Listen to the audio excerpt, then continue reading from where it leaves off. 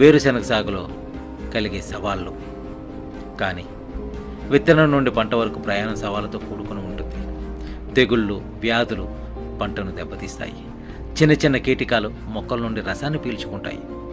శిలీంధ్ర వ్యాధులు ఆకులను వాడిపోయేలా చేస్తాయి.